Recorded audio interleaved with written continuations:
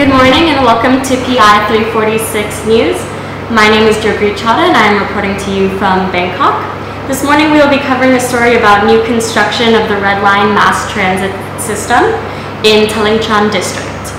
Some background on the issue: the new Red Line was proposed to enable better traffic control in the area and create a faster commute for those traveling from Siriraj to Thalingchhan.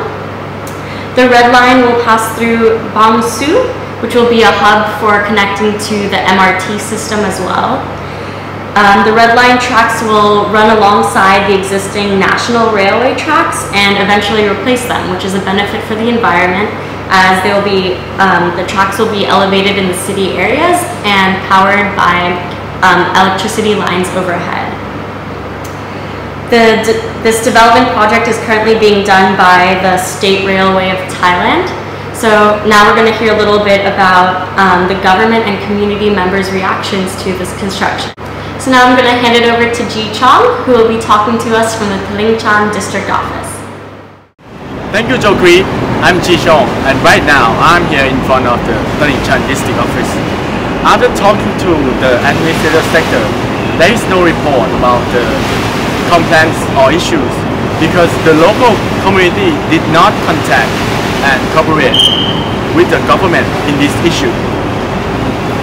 The only thing we know is that the government still have not processed the document through the district office.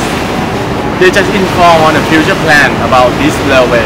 However, in public department sector, they report some issues and complaints from the people who live in that area, which can be divided into two main issues. First, the problem of air pollution during the construction in the future.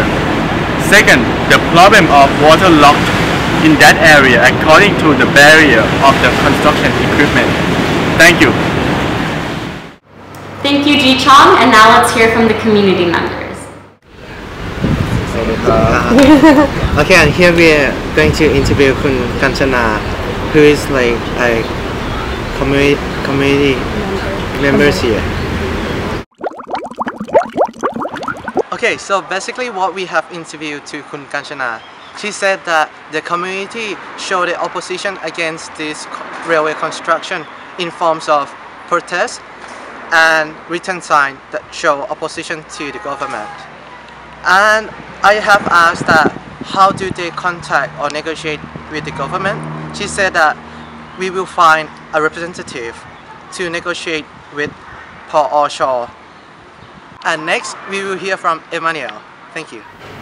Thank you, Ami. Now we have to focus on the things that government has done to solve the problem of the local people. And government has actually done a lot. Government has provided an avenue and the enabling environment that will satisfy the needs of these local people.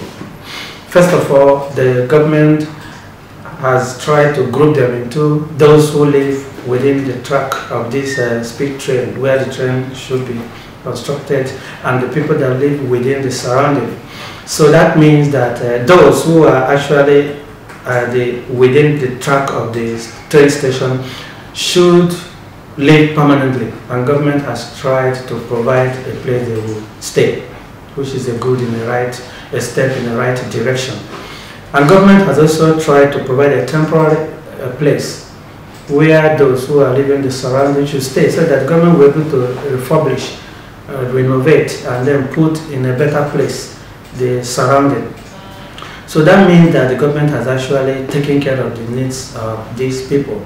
And then we also have this group, Bang Moon Kwon projects. They provide the fund, and they are connecting link between the local people and the government. And I think this level of inter-relationship and communication is very important in taking care of the housing problems.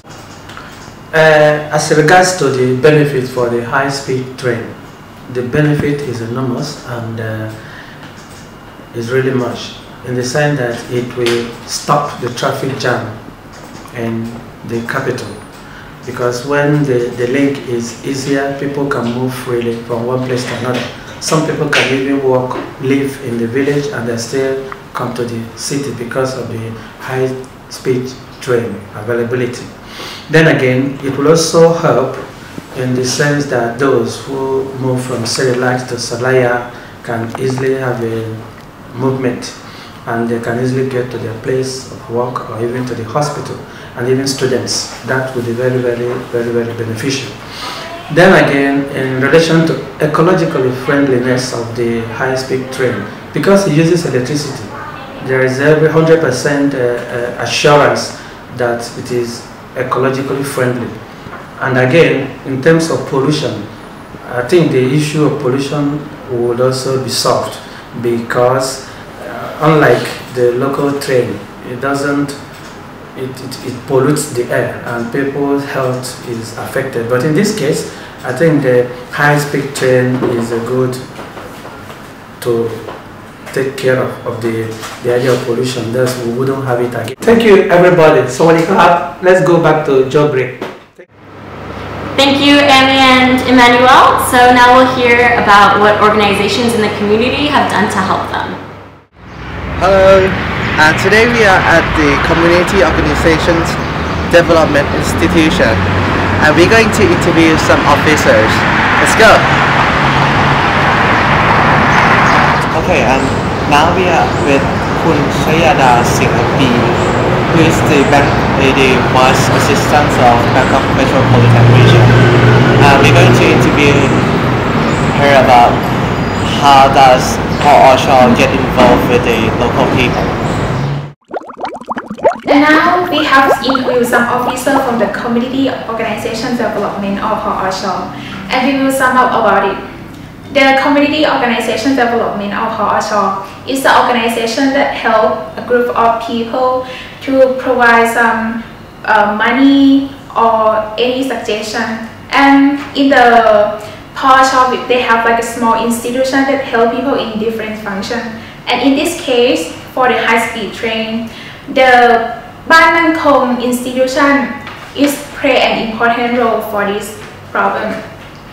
Ban Mang Khong institution, they help the people to provide fund, support or the budget to the people, and the budget have divided into 3 parts.